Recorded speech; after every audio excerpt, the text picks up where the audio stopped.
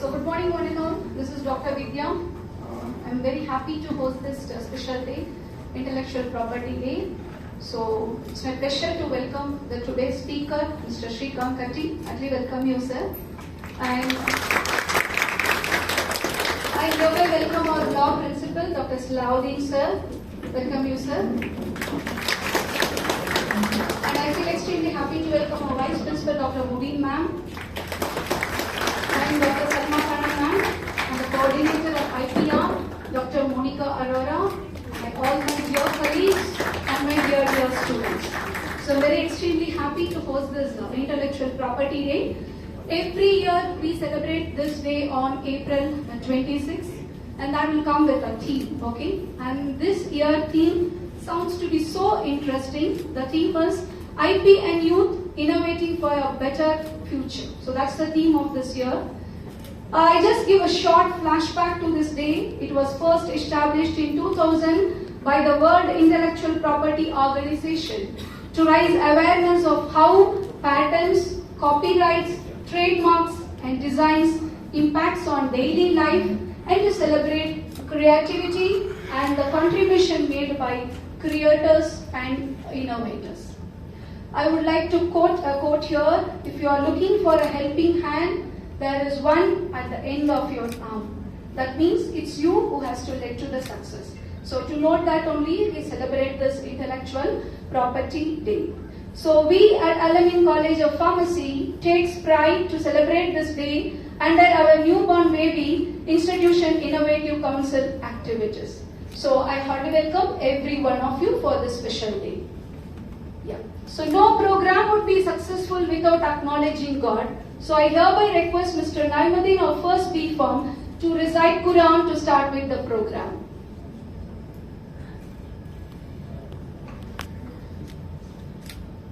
سورة بني إسرائيل مكية.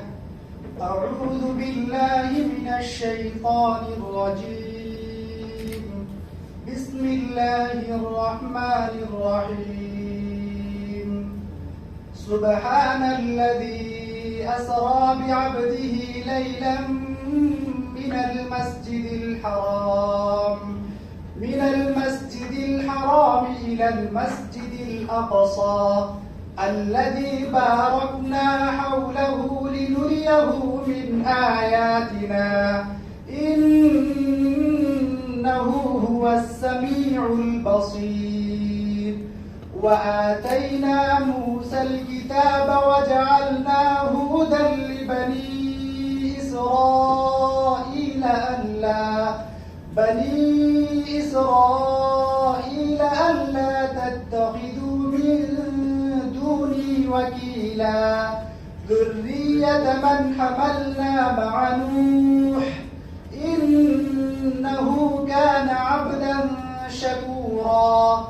وقضينا إلى بني إسرائيل في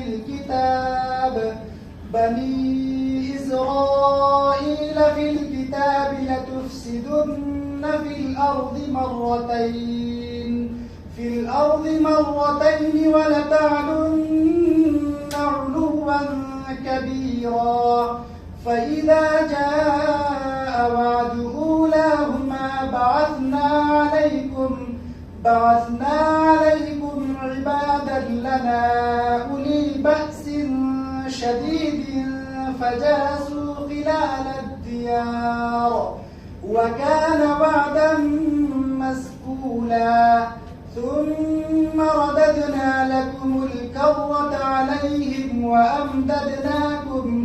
وأمددناكم بأموال وبنين وجعلناكم أكثر نفيرا. إن أحسنتم لأنفسكم وإن أسأتم فلها. فإذا جاء وعد الآخرة ليسوءوا وجوهكم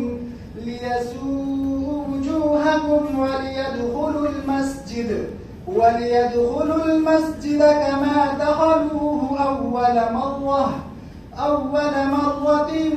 وليتبروا ما علوا تتبيرا.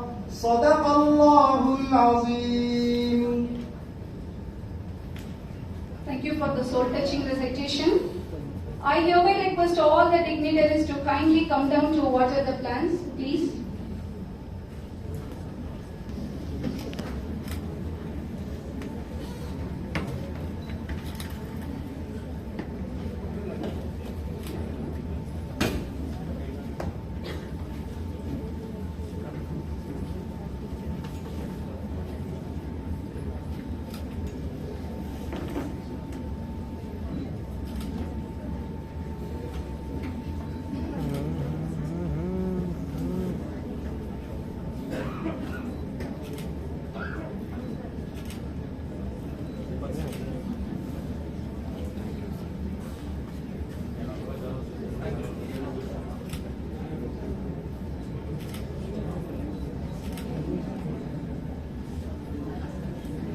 To invite our beloved Principal Dr. Salahuddin sir to welcome the guest and the gathering. Sir, please. Dignitaries on the dais, Mr. Shreekant Katti, our Vice Principal Dr. Mubin, Dr. Salma Khanam, Dr. Monica, my dear colleagues of the dais, Mr. Deepak from MBA College, and dear students. It gives me an immense pleasure to welcome our dignitaries and to say a few words on today's. Probably when I was a student, this was not the topic of the discussion. It was the rare.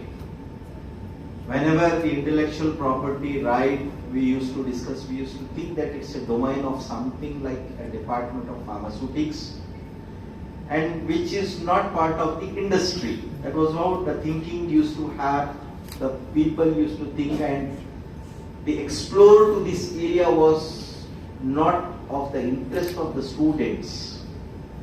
But as we have come across with the problems in industry, in pharma profession, or into our own literature of research, the infringement to which we are going to talk today on the World Intellectual Property Day, where the theme says IP and youth, innovating for a better future.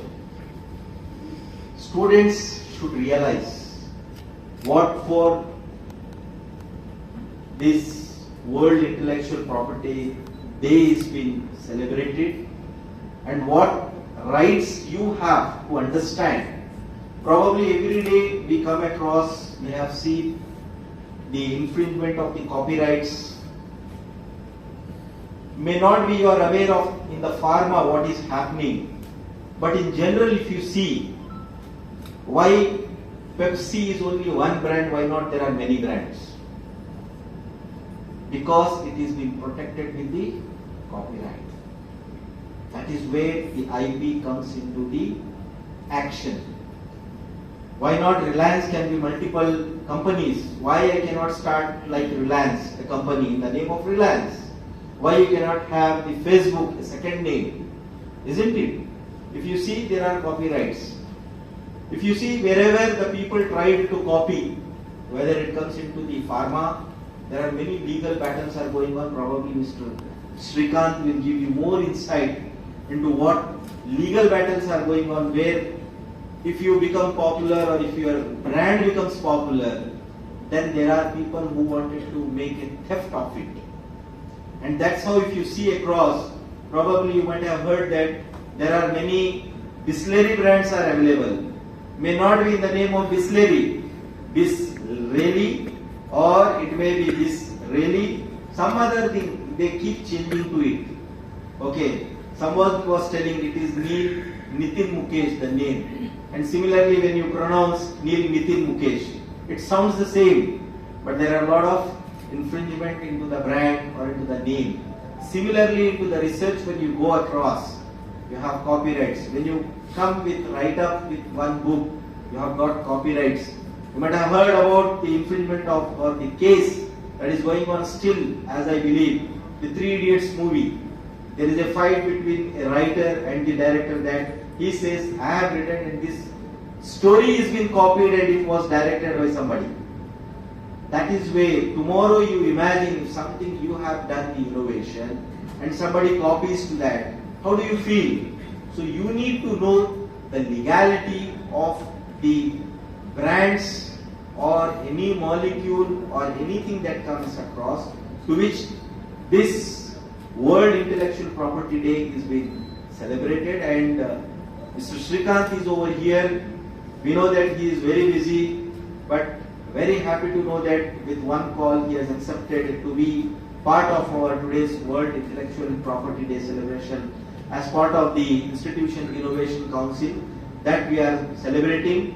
And I'm very much grateful and thankful to Mr. Shreekant Katti, and I take this opportunity to welcome him to this World Intellectual Property Day celebration.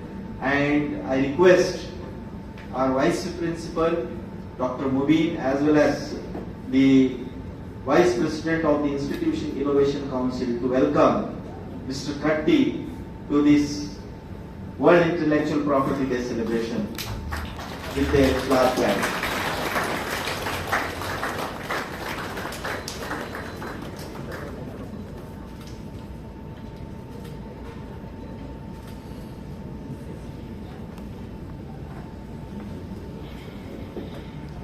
Thank you, sir.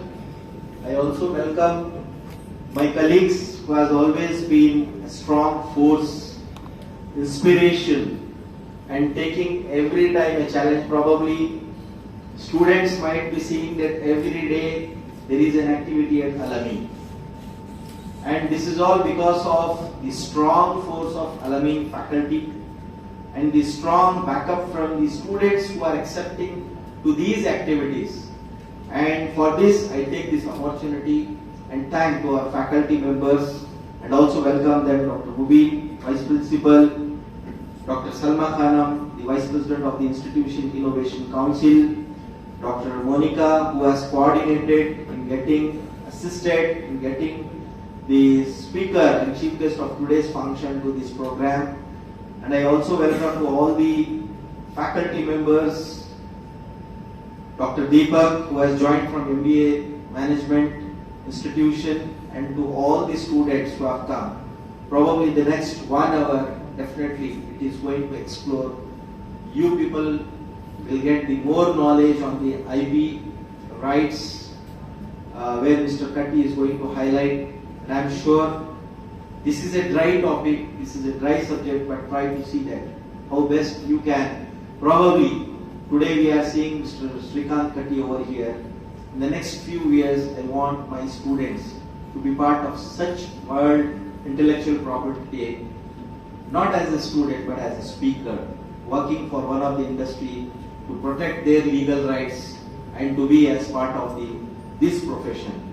I welcome you all with this. Thank you. Jai. Thank you so much, sir.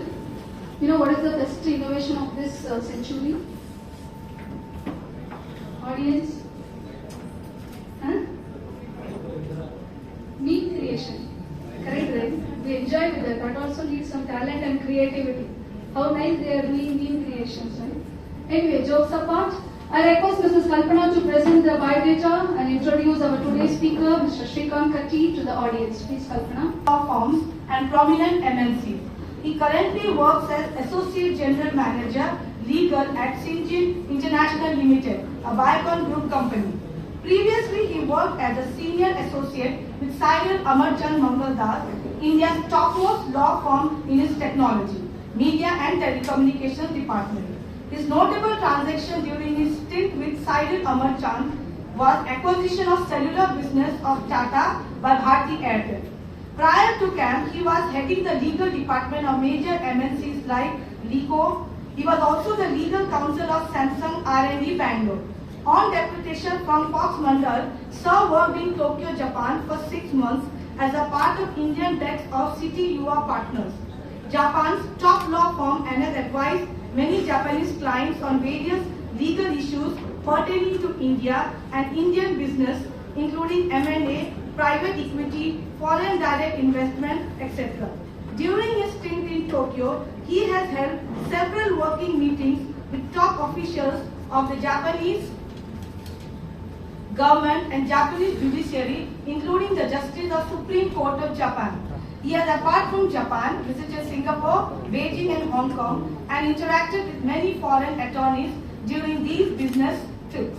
His overall practice area includes M&A, private equity, FDI technology and telecommunications law, commercial contracts, competition law, data protection laws, employment laws, pre-litigation and risk mitigation advisory. Sir graduated from BMS Law College and thereafter completed LLM in Business Laws from University Law College, Bangalore, with first rank to Bangalore University. I welcome you, sir. We are highly privileged and are waiting for your talk. So I request you to take over the dais to start with the keynote.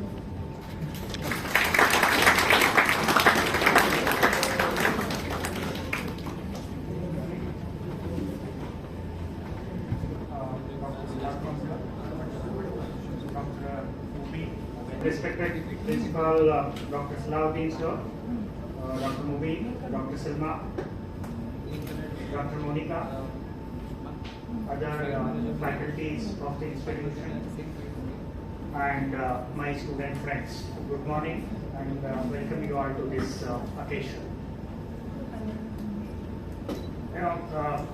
Principal sir was telling that it is a dry subject, but let me assure you that I will make it as humorous as possible, as entertaining as possible, because we believe that something can be imparted only through some sort of an entertainment. Otherwise, we are imparting, as he was telling, it will become a little bored and it will become a dry thing. So let it be an interactive session. But I will ensure you that it will not be boring, right? While our friends try to display a small PPT with few slides that I have prepared for this occasion. But let me give you a little bit background about my company because that is in pharmaceutical industry and what are all the various activities that we do, and particularly what is the IP portfolio that I handle. And then take it forward from there as to what is IP infringement and more details about the topic as such. Am I audible? Yes. Now, so I am a part of Biocon Group company. I belong to Syngene International Limited, which is 100% subsidiary of Biocon Limited. And Syngene International Limited is a contract research and contract manufacturing organization in pharmaceutical and biotechnology sector. And you must have heard these terminologies called CROs, contract research organization, or CDMOs, contract development and contract manufacturing organization. Syngene is a leading CRO as well as CDMO in India.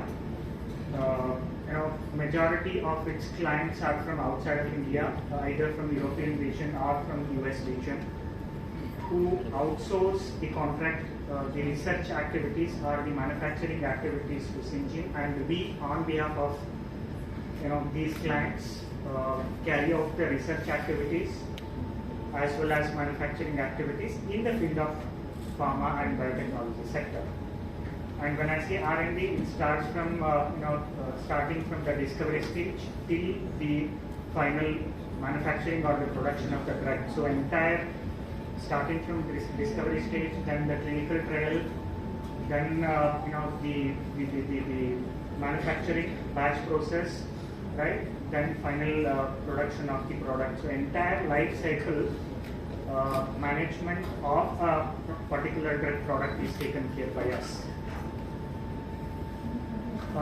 So this is the background with which I am going to talk to you, and I particularly handle the IP portfolio for Syngene International Limited.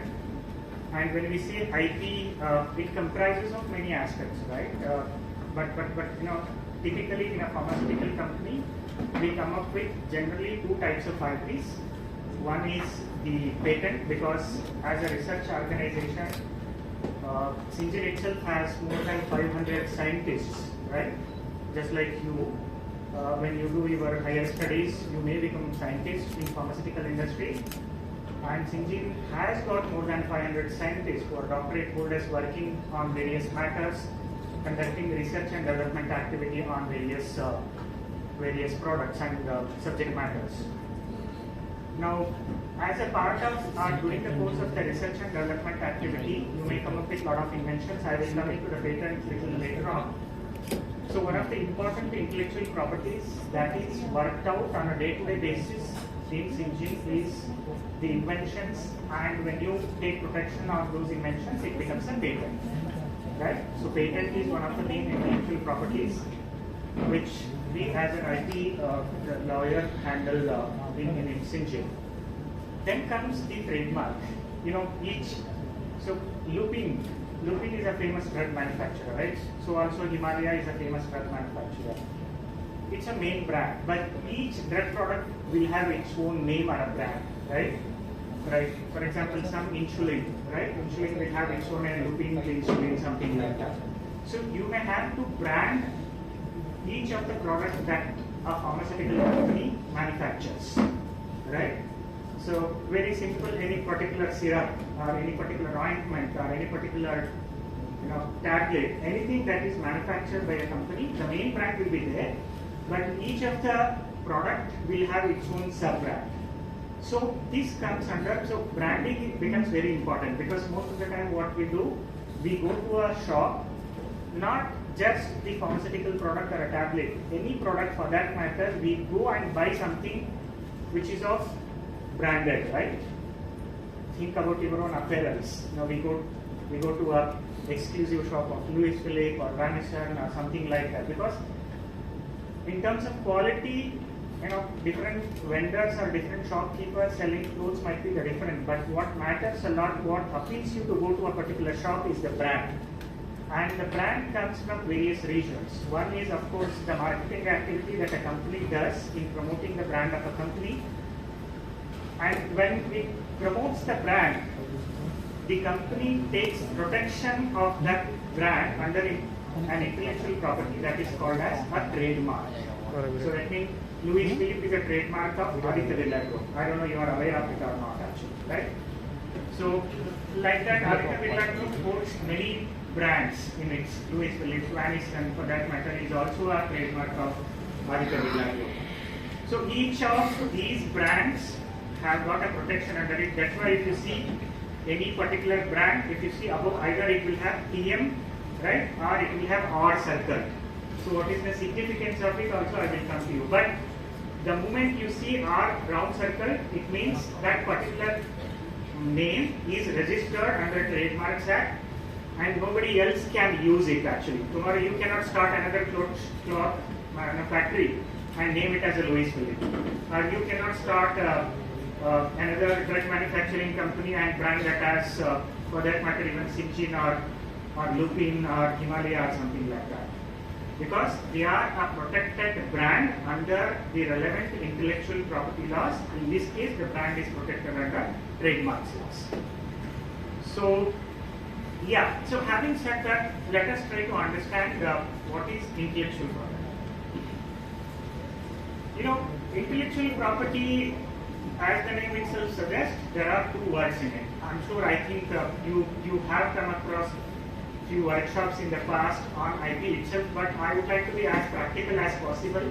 Try to relate this particular topic to the pharmaceutical industry and give you some practical and business difficulties, and then come to the legal aspects of IP infringement. What happens in case if there is no IP, if somebody infringes your intellectual property, that, or if you by mistake infringe the IP of somebody else, right?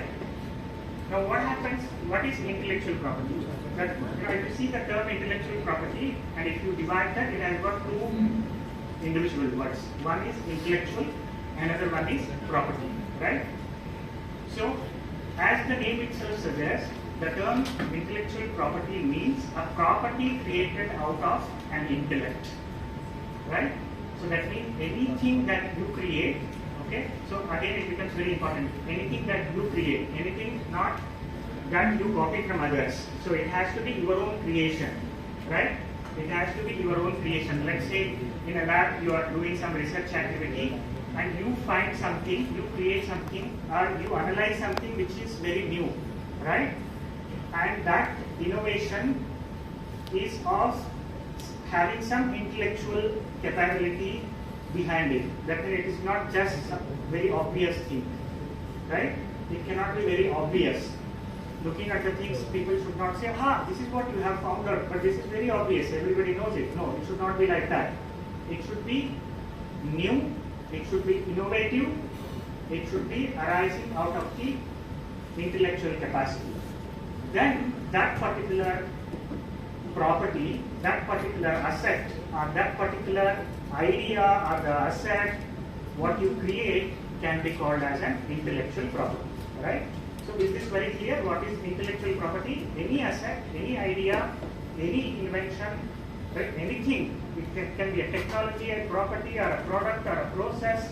Anything that you create out of your intellect, right? That is an intellectual property.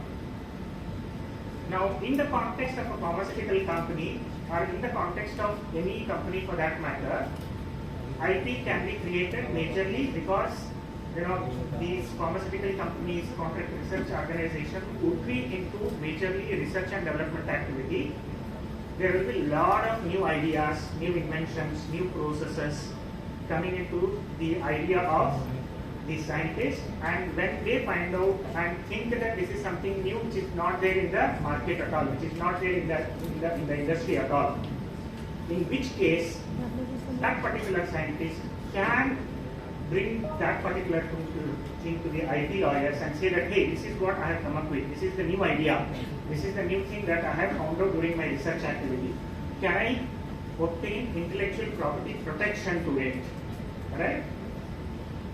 Then he comes to us, and then we think, what is the subject matter? Because if you see generally under the intellectual property laws, now I am coming to the law part of the intellectual property rights. We understood what is intellectual property. Now what is the law governing the intellectual properties? Now in India we have various laws governing various intellectual properties. There is one particular law called as Patent Act, right, which governs the patents. Now what is patent? You are all aware that patent is nothing but a protection accorded under the patent laws to an invention, okay, so as not to be copied by others, right? Now that invention, when it becomes a patent, it can become either a product can be patented or a process can be patented, right? Now what does it mean? A product, that means you manufacture altogether a different product, pharmaceutical product, or a medical device, a pharmaceutical device for that matter, a device to which an injection can be injected into the body, right? Which is not there at all. This is your own invention. It is a product of your own.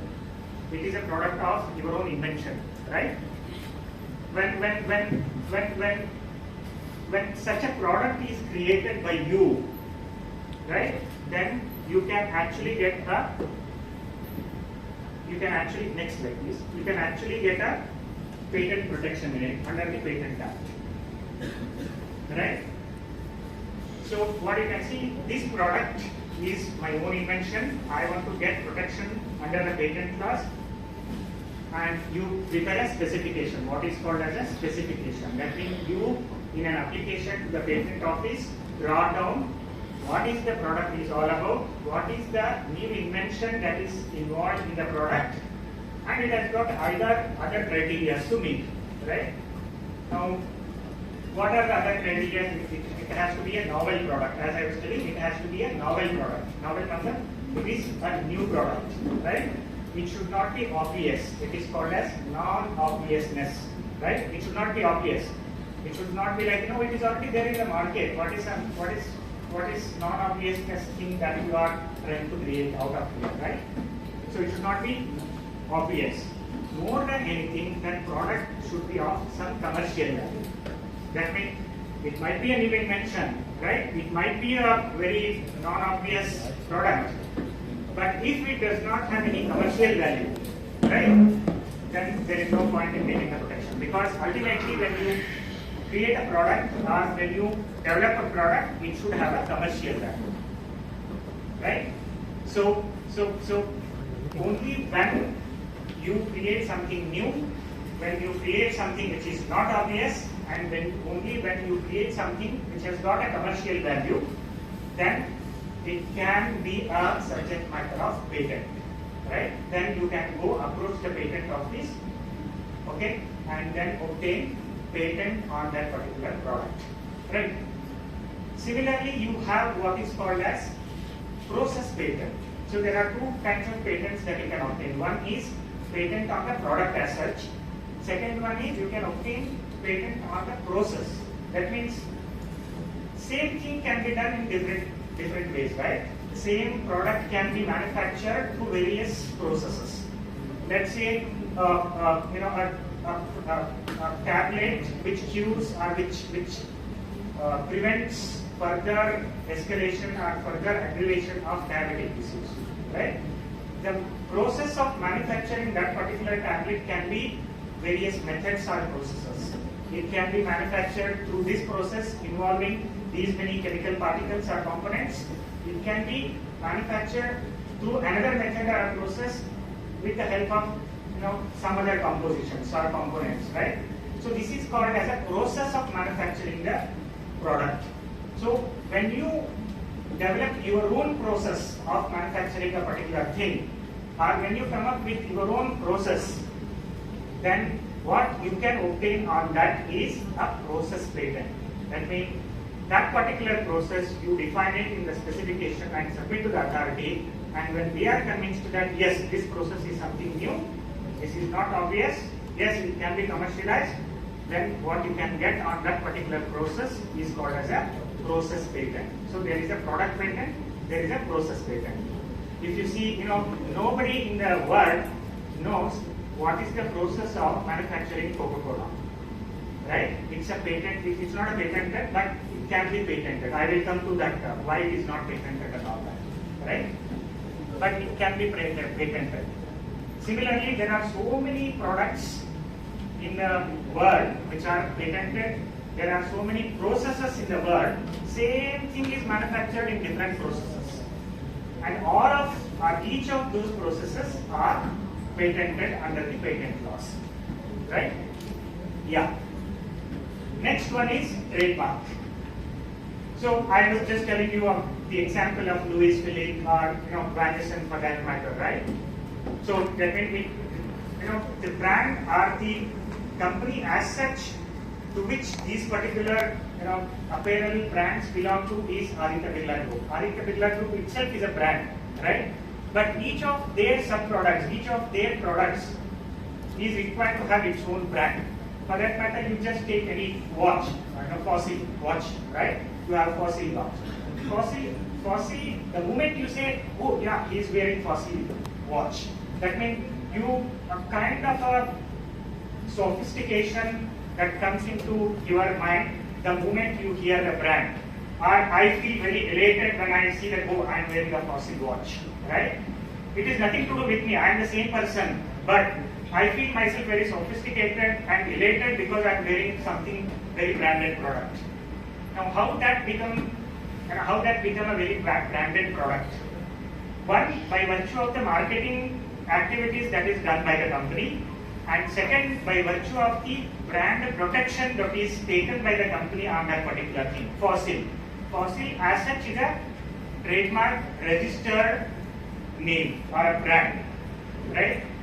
Nobody else, tomorrow you cannot start a watch company with Fossil as a brand. The moment you do that, there is a legal action against you, because it is a protected brand owned by somebody and you cannot copy paste it. That means what you are trying to do, in the name of somebody else, using somebody else's brand, you are making money. You are commercializing or you are getting unduly advantage, right? That is called as, in legal terms, it is called as undue enrichment.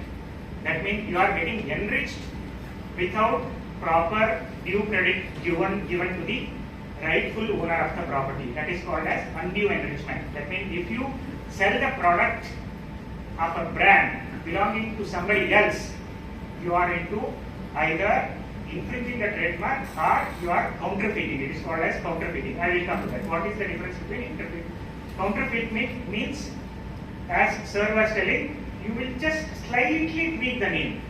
Instead of Bisleri, as you were telling, you make it as Bisleri or something else. So Bisleri, B-I-S-L-E-R-I. So instead of L-E-R-I, you make it as L-A-R-I.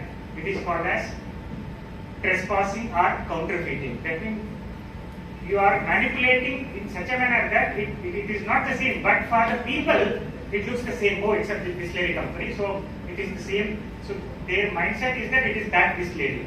That's why it must be a very good quality hygiene water, so I can drink it. So that is what is called as counterfeiting of the product. That comes under a trademark, and in India we have what is called as trademarks law, and there are so many things surrounding it. I will come to that particular point. So that is trademark law. So now we understood what is patent.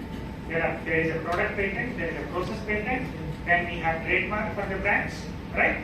You obtain any number of names, you can go and register, provided if you are doing business in it, and you show some proof of use of that particular brand in your business, right? If you are in a pharmaceutical company, then you go and tell that this is the name I would like to. If you see Syngene is a registered trademark, right? If you see Syngene's website, there are so many sub-brands are there.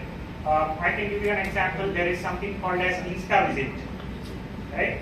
That means it is the long form of instant visit. If you go to that InstaVisit page in our Syngene website, you can actually see various infrastructure, buildings, everything virtually sitting at your own place, right? It is called instant visit. That means you can instantly visit.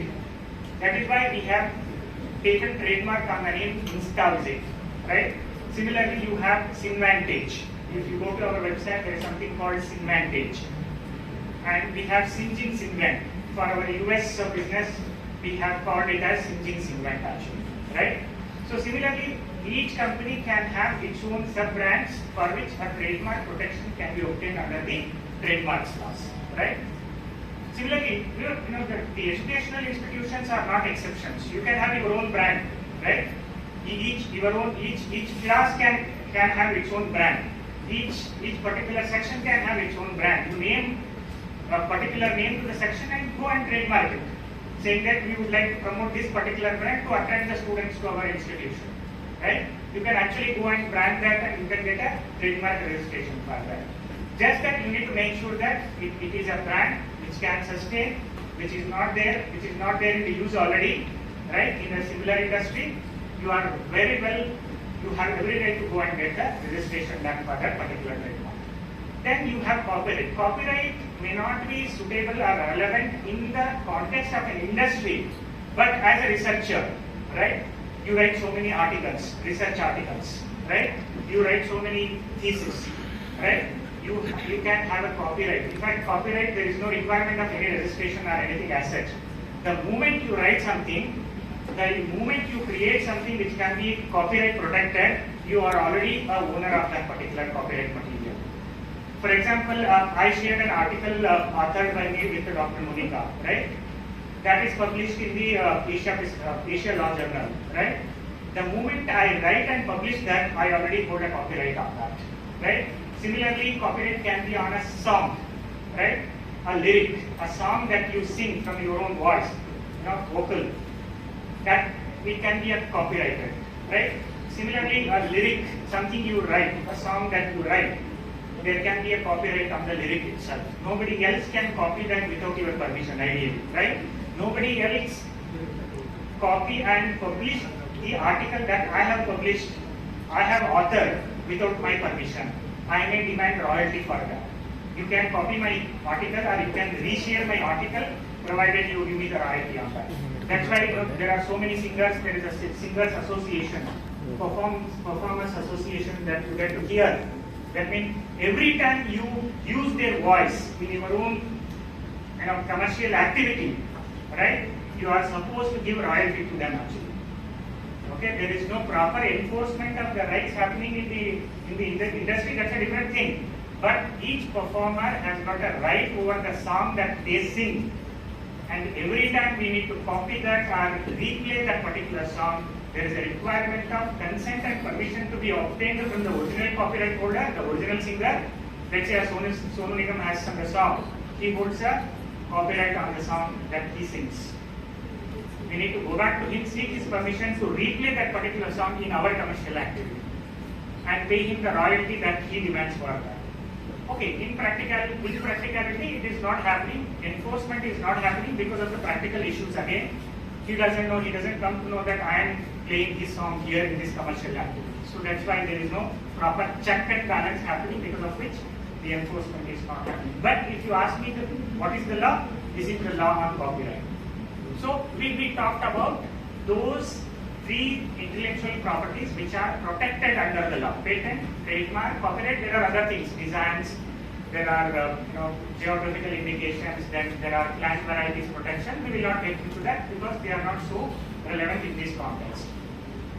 Now there is another set of intellectual property which need not necessarily be protected under the specific law, right? That is called as trade secret, right? It can be an invention itself, right? It can be an invention. It is something, technology which you have invented. But what you have done, you don't want to get protection under that. Why? Because if you see, even today, the technology behind manufacturing Coca-Cola is not patented. It is kept as a trade secret, right? Why? Anybody knows why? It is kept as a trade secret, but it is not patented. Anybody knows? Okay. Sorry? Yeah, correct. For patent, they have to give full formula for registration. Good. And any other reason? That can be one of the reasons, but that's a valid reason. What he is telling is, if you have to patent it, you need to submit the formula of manufacturing that particular product, Coca-Cola, right? So the company doesn't want to give that formula, is what they say. That might be a valid reason. Good. But any other reason? I can give you still one more valid reason. So the validity is Excellent. That is what it is. The validity of a patent is only what? How many years? 20 years. 20 years. Right? The moment that timeline lapses, expires, anybody can go copy, manufacture and sell it. Any number of Coca-Colas can be manufactured and sell it. That's why they have not patented it. Right? There is a method called reverse engineering. Have you heard of this? Reverse engineering is a process by which you will get to know the technology behind manufacturing a particular product through reverse engineering process. That means you start taking the product from backwards, and you will get to know the formula and the technology behind it. That is what is called as reverse engineering.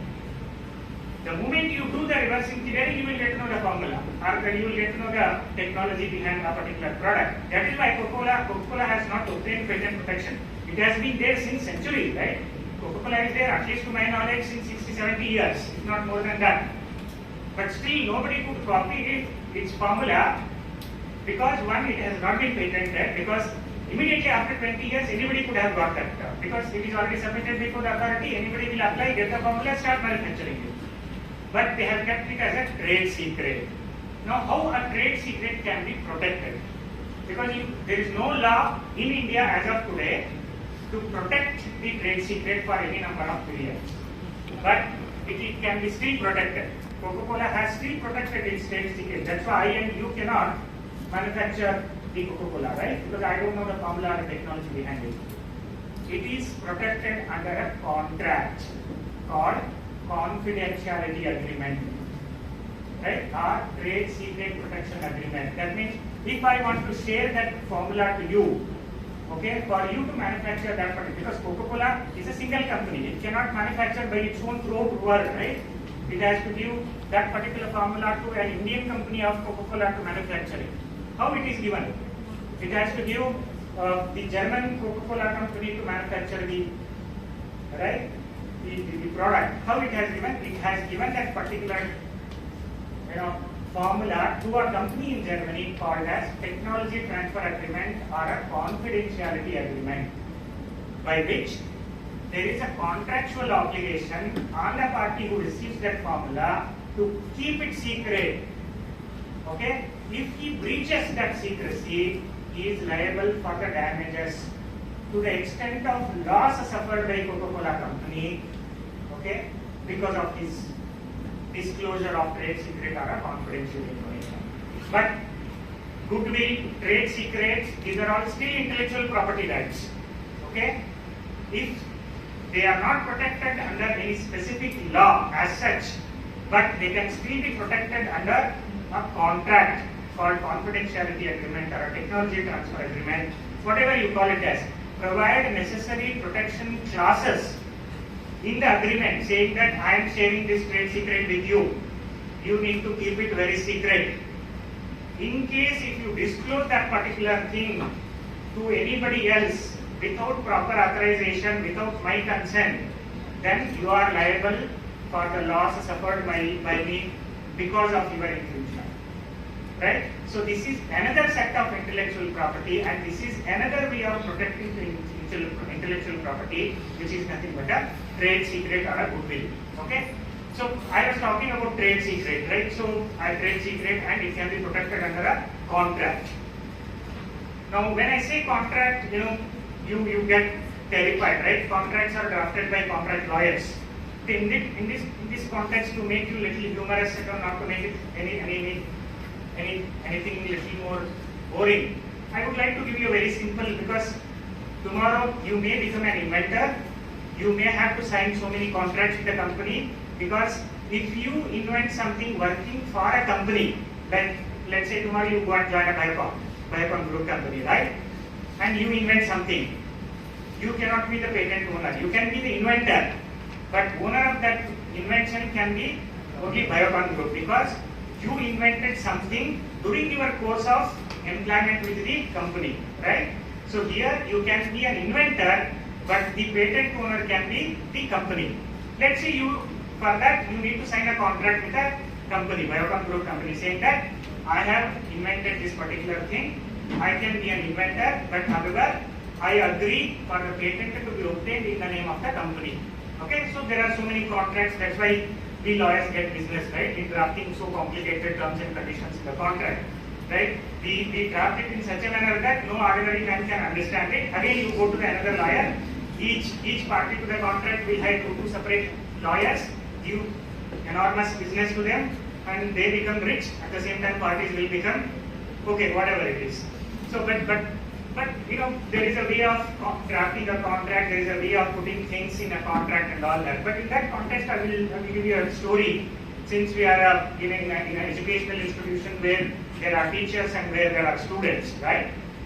So here is the story. I keep telling this story because how important it is to read the sentences properly in a contract. For that matter, anything that you read, you need to see whether it gives more than one meaning. A particular sentence gives more than one meaning or not, right? Now, here there was a teacher actually, okay, let's say a famous professor, a law professor, because I'm a lawyer, this example comes from a law college or a law professor. So he was also a very good lawyer. He used to appear before the Supreme Court, High Courts and all that, right? Now, there was a student, just like one of you, let's say, who was a law student, not a former student, but a law student. But this lawyer wanted to start another side business called law training or law coaching, something like that, right? No, but because it is his new beginning, he was an established lawyer appearing to the Supreme Court and all that, that is fine. But he wanted to start something new, training the law students, coaching them and all that, right? For that, he cannot just go and ask, no, people will not come for coaching, right? He need to do some marketing, he need to give advertisements and all that. So what he did, he thought he will give some advertisement. Mere advertisement may not sufficient. He thought, let me give something incentive, or let me give something attractive. Let me offer something attractive in my advertisement so that students will come and enroll for my admission, so that I will have large pool of students with me, right? So he gave an advertisement. What he gave, those who come and take an admission to my law course, they don't have to pay me the fees till completion of my course at all. Right? He gave an advertisement. So those who come and enroll for my course, they don't have to pay the fees, coaching fees, till completion of my course. He did not stop at it. He gave second thing to it actually, second incentive or second advertisement. After completion of the course, okay, he was so confident. After completion of the course, if anybody goes and appears before the court, and if he loses the first case itself, he doesn't have to pay the fees at all. Totally, that means he is completely waived off from paying the fees. So he gave those two advertisements. Okay, read carefully, right? First he said, those who enrolls and takes my course, he doesn't have to pay the fees till the completion of the course. Second one is, after completion of the course, if he goes and appears before the court, and if he loses his first case itself, he doesn't have to pay the fees at all. One intelligent fellow like one of you guys, he saw something is there in it, right? Something is there in it. What is there in it? He went and joined the course, took admission. Oh, now professor was very happy. Okay, there is a student. He started coaching. He referred some of the best books. He coached him well, he trained him well, he spent entire his energy, everything on coaching this particular fellow. He took the training, 6 months over, got a very good training. Okay? After 6 months, he went back home. Student went back home. Professor also, okay, I completed my coaching. Then he asked, boss, you are not talking about the fees at all, paying the fees at all. Where is my fees? Student did not respond at all. He telephoned him. He did not pick up the call as usual. Right? Then this law professor, what is this? I am one of the reputed lawyers in India and I gave him 6 months coaching and he is not giving me my fees. What is this? Then what he did, he sent a legal notice. You know something called legal notice, right? This is also very complicated. At the end of it, it says, we hereby call upon you to pay the fees within 15 days. Else, please prepare to face the legal actions, including civil, criminal, everything. So many things are written, right? For that also he did not respond, right? Then this fellow got irritated and he went and filed a case against that student, saying that this fellow took my course, 6 months I wasted my energy and everything, he did not pay the fees, right? He went and filed case against that student. That student himself came and appeared before the case. So, think it is his first case, right? What happens? Let's say the outcome.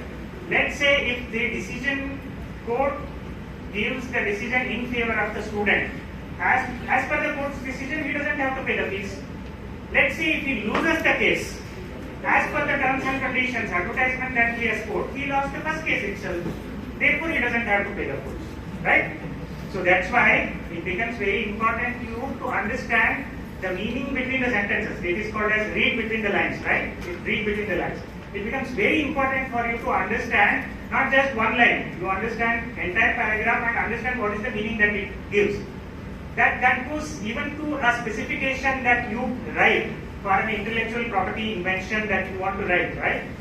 So that's why when you enter into a contract with a company for protection of your own intellectual property right, please, you may spend some time, you may spend money, engage a lawyer, so that you will also have some business and your interest is also protected, because you may not be in a position to understand the different versions and meanings and the protection that it may accord to you while protecting the intellectual property right? So that is the trade secret that you will protect as an intellectual property under a contract, right? Next.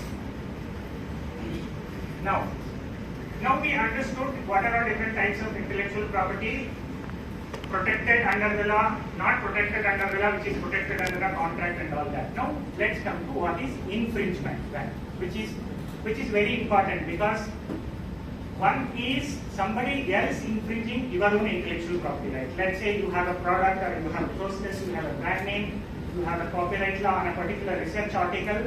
Okay, somebody else infringing your rights. Second one is you infringing somebody else's rights. Both are very important, right? It is not just important to ensure that you don't infringe somebody else's rights, but you also have to ensure that right? Others also do not infringe your right. So both ways are, it is mutual, right? Because both will have its own consequences. You infringing somebody else's rights, there will be a consequences on you. Somebody else infringing your rights, also there will be a consequences on you. How do you protect? For that we need to know what is infringement, right? So infringement is an act of violating a law or a right, right? That means patent, trademark and copyrights are protected under specific laws. Patent is protected under patent law, trademarks law, similarly copyright under copyright law, right?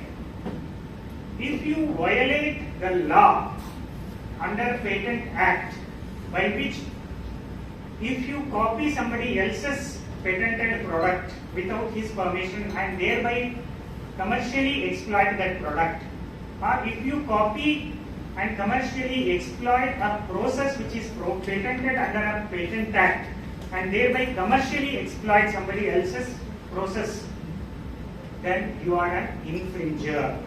Then you have infringed the rights, IP or intellectual property right of somebody else. Similarly, if somebody else violates or copies your own product, your own processes on which you have taken patent, right? That is called infringement. Brand name I was telling. Louis Philippe. Tomorrow if you start a Louis Philippe branded company, then there will be an infringement case against you, right? Saying that this is the brand belonging to me, right?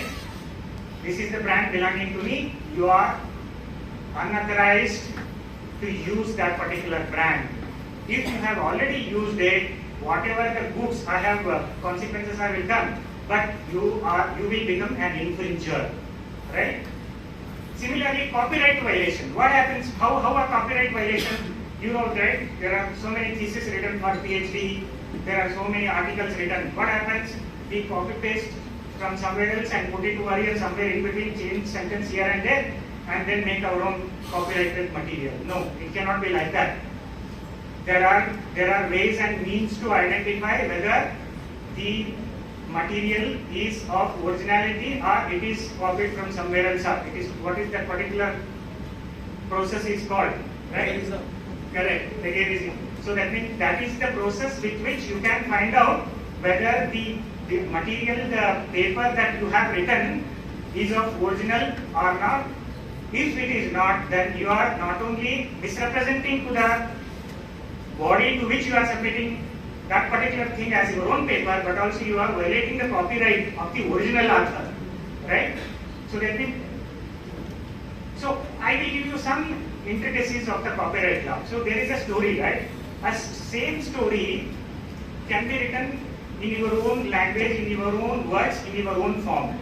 What copyright law protects is the form of the paper, or form of the form and the method in which you have narrated the story, not the story itself. Okay, you can very well tell the same story in a different form. Okay, but if you use the same form which somebody else has already used, then you are a violator of a copyright. For example, a movie.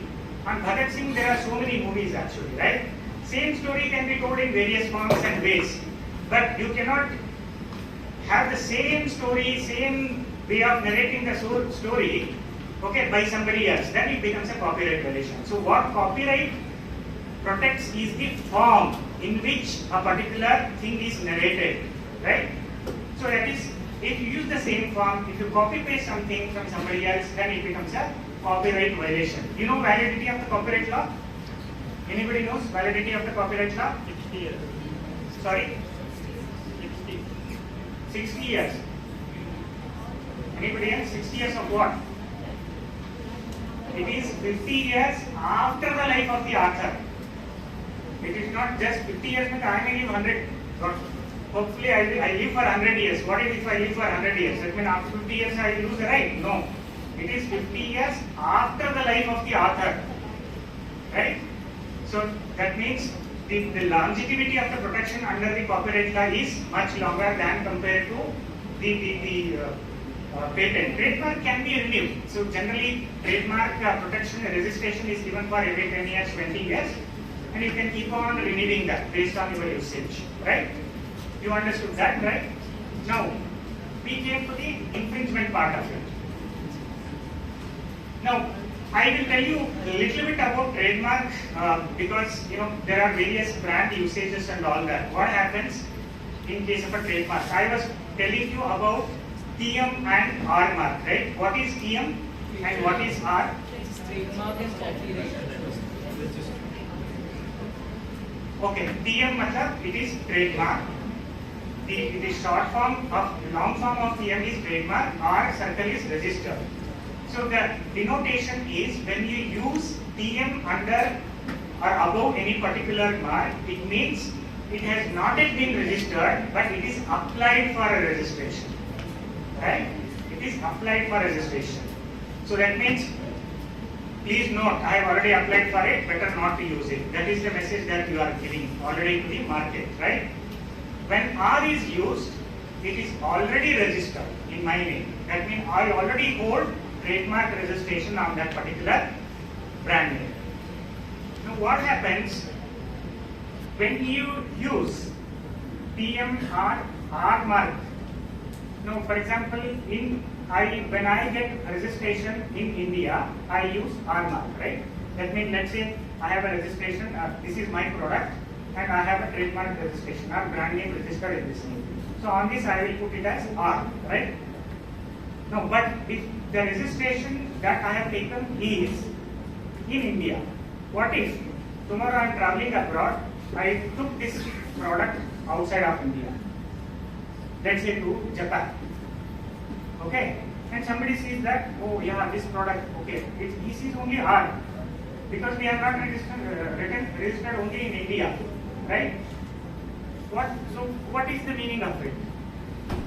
So that means it is not just sufficient if you write R alone, but you should also write in the below with a small footnote with a star mark saying that registered in which particular geography, registered in India, registered in Japan, registered in certain other countries. That's why in big multinational companies like Syngene or Biocon Group, we generally take registration in 4 jurisdictions, at least, if not under the entire jurisdiction of the world.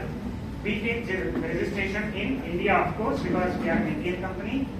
Then since we operate across other countries, we also take registration in US.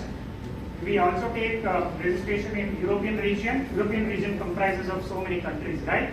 So it covers all those regions. Then we also take registration in UK, because now UK is out of EU because of Brexit and all that, right?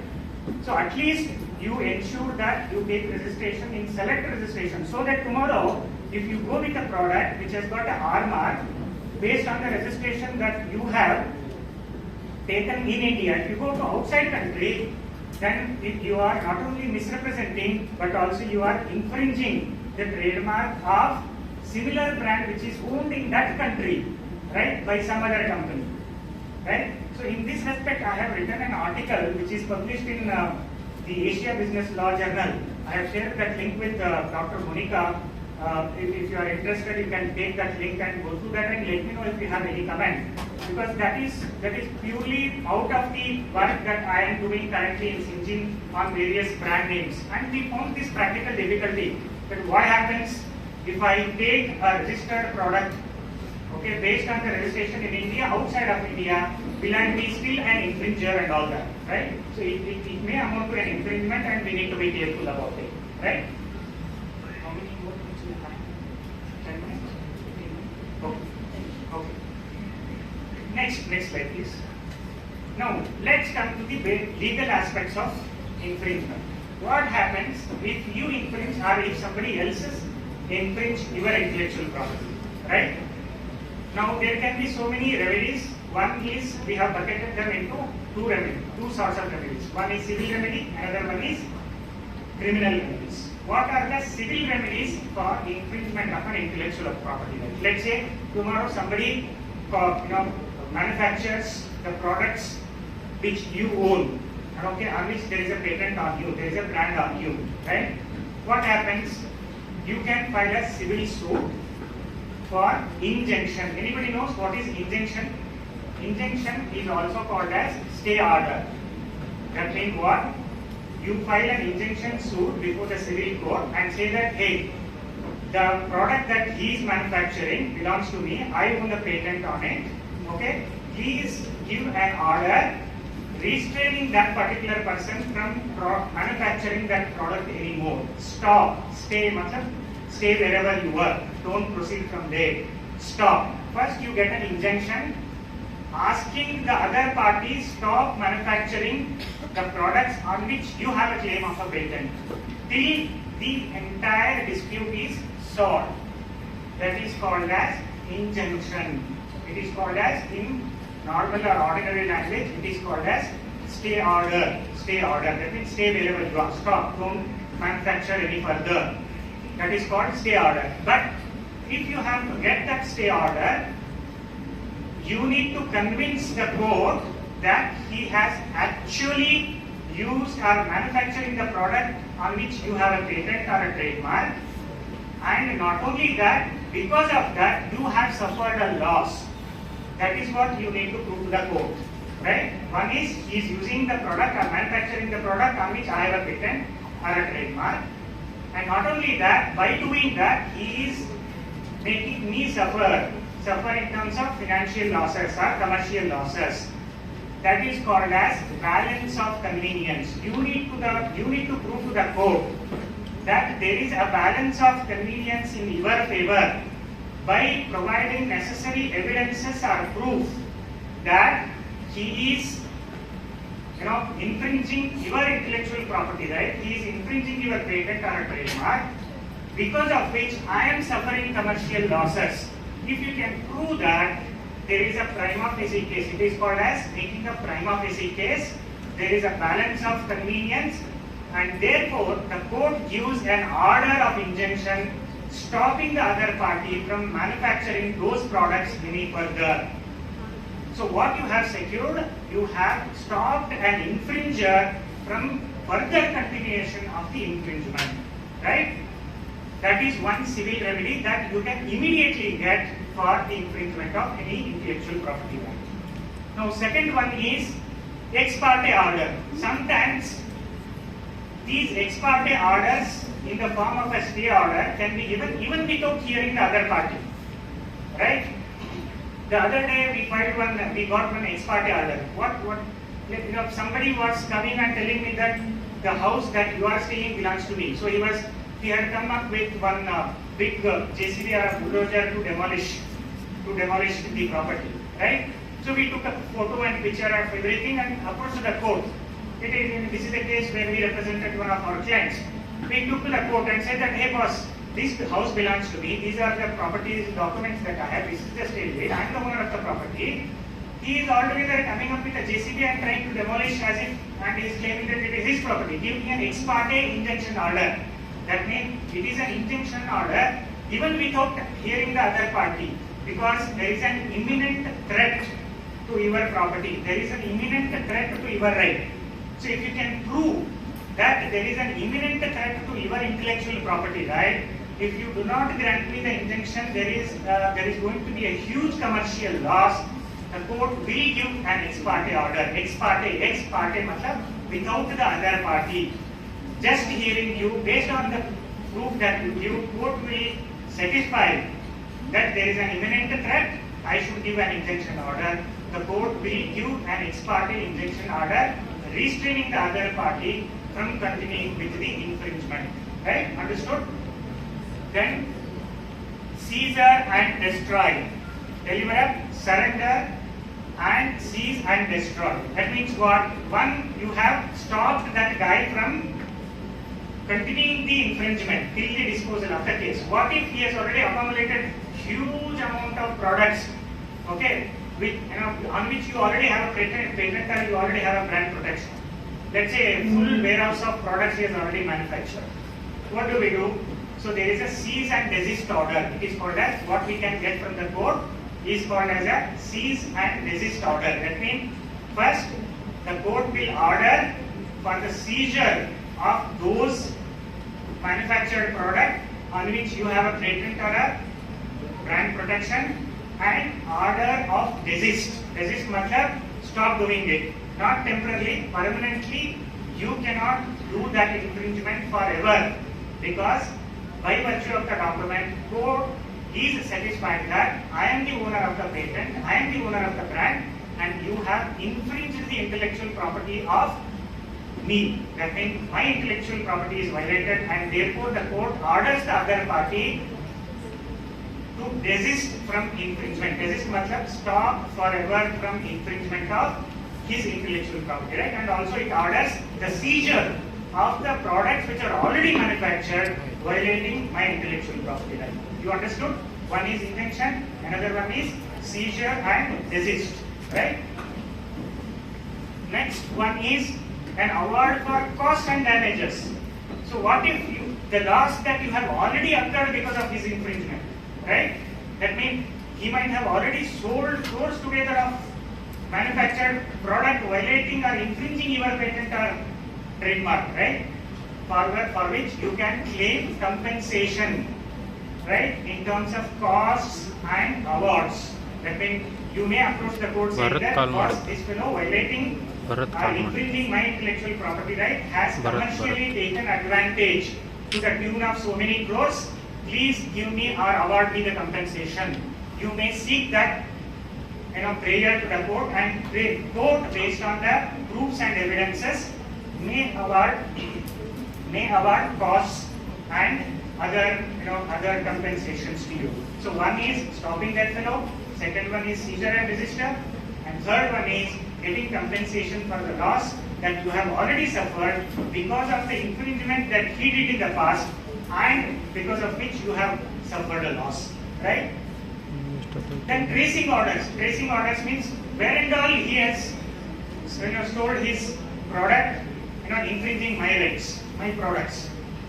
That order also that you can get.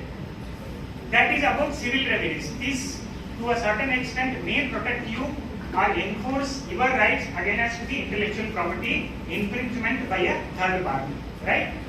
Now the next set of remedy which is available only for trademark and copyright is the criminal remedies. Criminal remedies will not make you good of the loss that you have already suffered. It will not compensate you for the loss that you have already suffered because of the infringement caused by somebody else, but it penalizes the infringer. That means, let's say you have infringed somebody else's copyright, right? There may be a police complaint against you and you may be criminally held liable. Criminally held liable matlab there can be two consequences. Either you may be imprisoned or you may be fined. That means you may be penalized in terms of monetary penalty. So for trademark infringement and for copyright infringement, there can be a criminal liability which may involve either an imprisonment. You know what is imprisonment? Jail, right? Imprisonment, or you may be fined, or there may be a monetary penalty imposed by the court on you. So for any infringement, for any IP infringement, there can be two consequences or two remedies available to the owner of the rights or to the holder of the rights. One is civil remedies. We saw what are the civil remedies, which will compensate the right holder to a certain extent. But if he doesn't want the loss to be compensated, but he wants to see that the infringer is taught a lesson, then you can see the criminal remedies, which may involve imprisonment of the infringer, or a fine may be imposed on the infringer, right? Next. So we overall understood what is infringement, what are the legal remedies available for an infringement, what are the consequences of an infringement. But to a company, an infringement may have other consequences also, right? Let's say if I, as a company, right, infringe the intellectual property of somebody else. Let's say I infringe the patent of somebody else. I infringe the trademark of somebody else. What are practical or business consequences that I may face? Right? Reputational loss. Right? That means what? Tomorrow, a big heading may come in a newspaper saying that so and so group company violated the IP of somebody else. It's a big reputational damage, right? So that's why you need to be very careful not only protecting your right, but also ensuring that you don't infringe somebody else's right, right? Then business loss, because of the fact that there is a reputational loss, because of the fact that you have infringed somebody else's loss, you may even lose the business. People may not give you the business because they know that you have already infringed somebody else's IPR. You are not an original IPR creator. You are trying to copy paste from somebody else. So they may not give you the business. So there may be a business loss also, right? Now, monetary loss. Because you lose business, there is obviously a monetary loss. You lose financially also, you tend to lose. You get to lose because of the IPR infringement, right?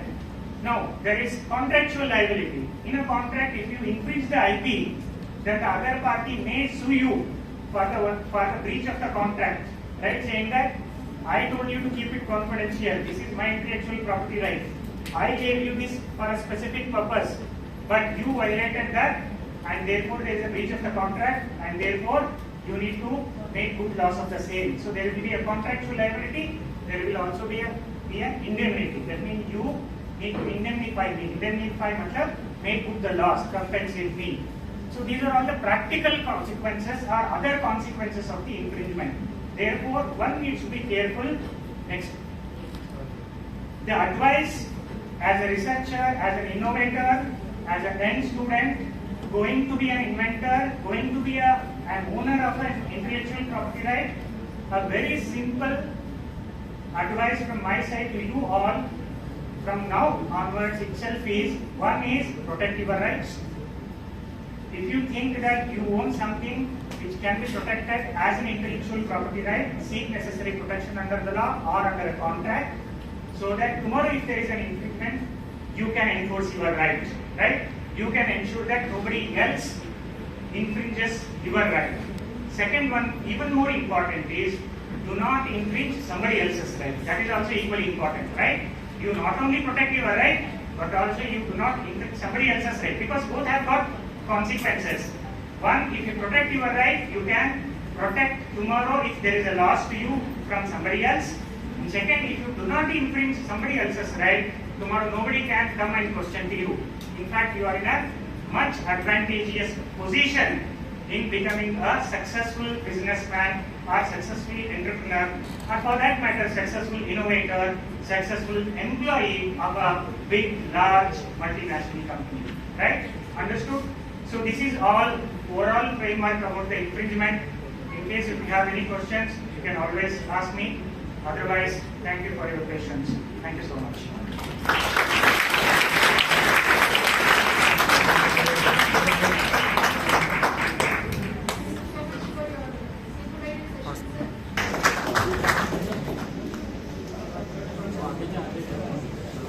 Sir आगे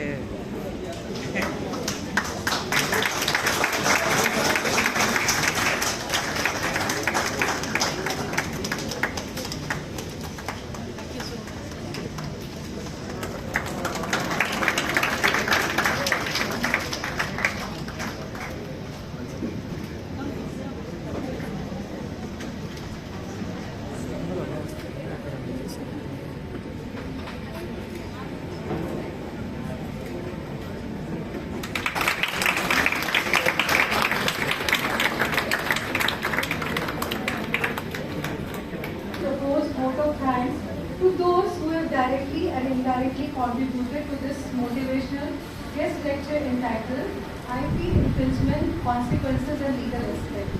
At the outset, let me thank Ministry of Education for encouraging to establish Institution Innovation Council in Al-Ameen College of Pharmacy. I thank the President of Institution Innovation Council, Al-Ameen College of Pharmacy, our dynamic principal, Dr. M.D. Salahuddin sir, for his encouragement, guidance and support in organizing this event. I extend my vote of thanks to our respected Vice President, Institution Innovation Council, Al-Ameen College of Pharmacy, Dr. Salma Khanam Madam, for her overall guidance and timely useful input. I would also like to thank the convener of Institution Innovation Council, Al-Ameen College of Pharmacy, Vice Principal, Dr. Mubin Ghani ma'am, for her enthusiastic support. My heartfelt thanks and gratitude to our resource person, Shreekant Katti, Associate General Manager, Legal, Syngene International. Thank you so much, sir. We are really bestowed with your knowledgeable presence. I hope this motivating guest lecture would show us the path of success and also for many aspiring participants today. Sharing your knowledge and experience have made us aware about IP infringement.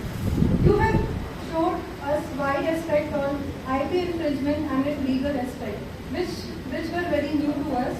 Thank you for that, sir. My special thanks to the coordinators and member of Institutional Innovation Council, teaching and non-teaching staff for their untiring support and coordination. A special thanks to Mrs. Kalpana Devi, Mr. Rakesh Panda, Dr. Vidya, without whom we would not be able to put forth such a wonderful project. On behalf of Institutional Innovation Council, Al-Ameen College of Pharmacy, my heartfelt thanks to all the participants for their active participation. Thank you one and all.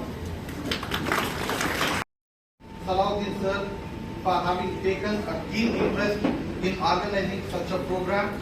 In fact, it not only added value for both pharmacy and engagements, but in personal it added value to me. I personally felt that this program was exclusively planned for updating my knowledge and skills, because every now and then, whenever I was referring to some article, we were trying to know what is intellectual property right, how does it work on.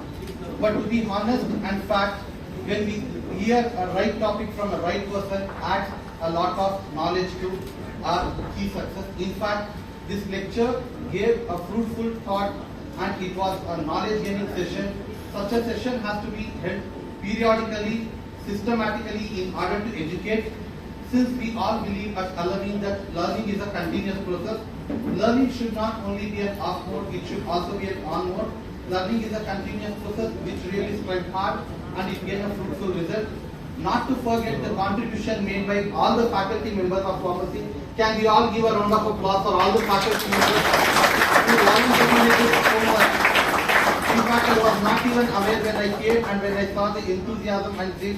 Trust me guys, I wish I could also have been a part of this organizing committee. It added such a knowledge gaining session. Thank you to you all.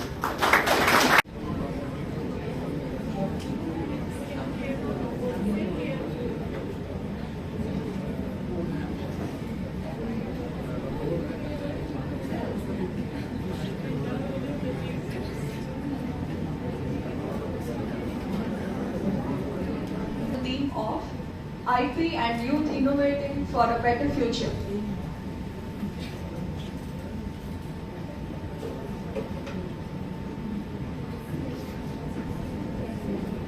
So shall we go to the next one?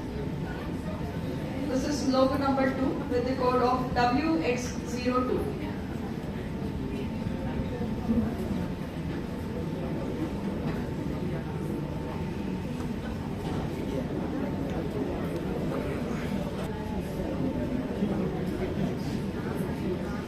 This is logo number 3.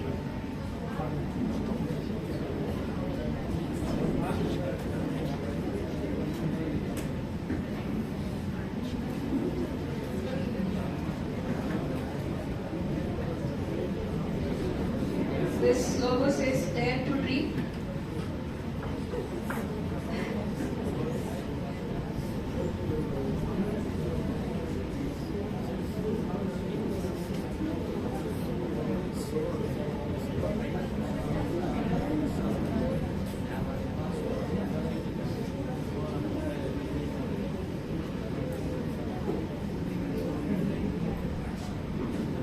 So shall we go to the next one?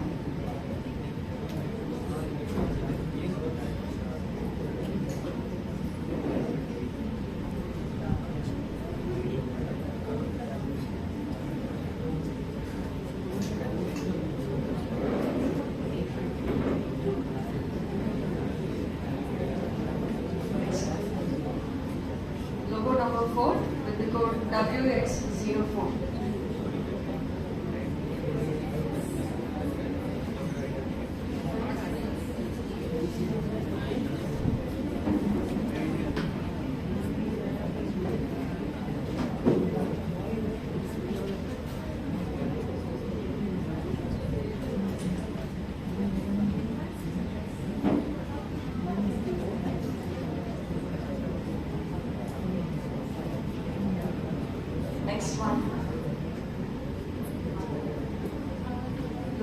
5 with the passcode WX05.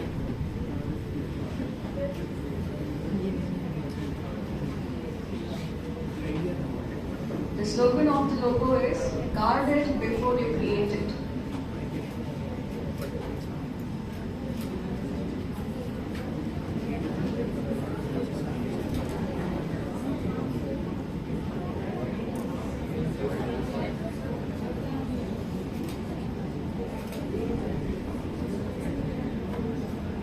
Next one, logo number 6 with the number code WX06. The slogan says, go further with ideas. We can see a rocket inside a round volumetric flask.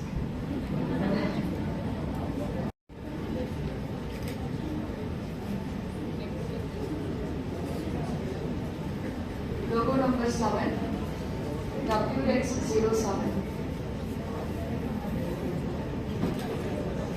The slogan says, don't wait for an opportunity, create it.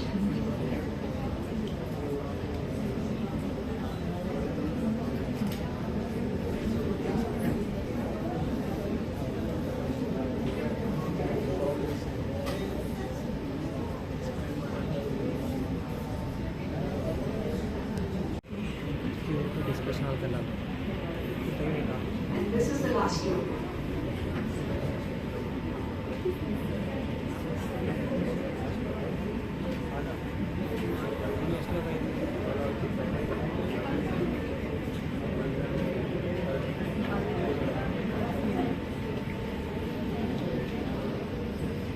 Thank you, judges. I request for collage competition to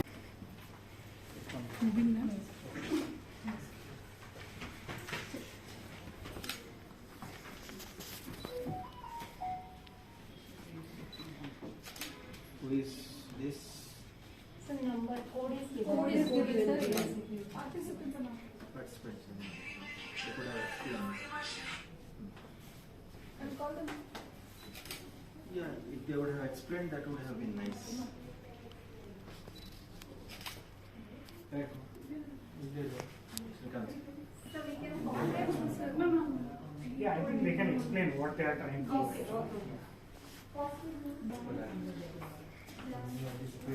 Methods of protecting intellectual property like patenting, copyright,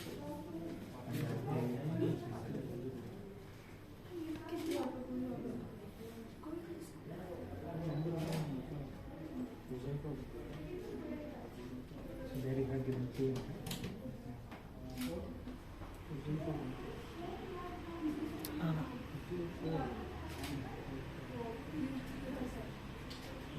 Look at this one. This man and this so it's intention. So it's a man managing a intellectual property. Adil is not there. Adil is telling me to try. Now, how did you get this idea that you are using the needle thread? It's a critical. What do you want to say? See, you have used needle over here. You are using thread over here. Why the same needle is not So coming? this is, it's like venturing is working on the This- thread or something this- or what? What? Huh? Very difficult task or very, critical. Yeah. He has to take a risk. Walking on the thread or walking on the sword edge kind of. This idea is good. Yeah. I want to know what has made you. You have used here 2 needles. You could have used a 3rd needle also over here. Or you Why could have thread? used some wood. Whereas you have put thread. That's what I am telling you. Whose idea it is? Yours or this? That is your idea. That's what needle is being used. No, this is flexible. No, Not only walking on the flexible. thread No, actually. walking on the Walking on the risky. rope or something. It's a risk. That's what they wanted to show.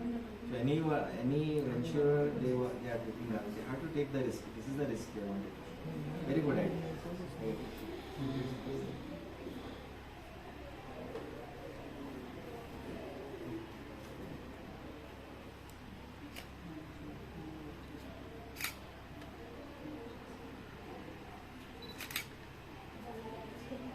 Painting, put it. She only. Okay. Good. Innovation has been enhanced. All the best. Thank you, sir. All the best. Team 2.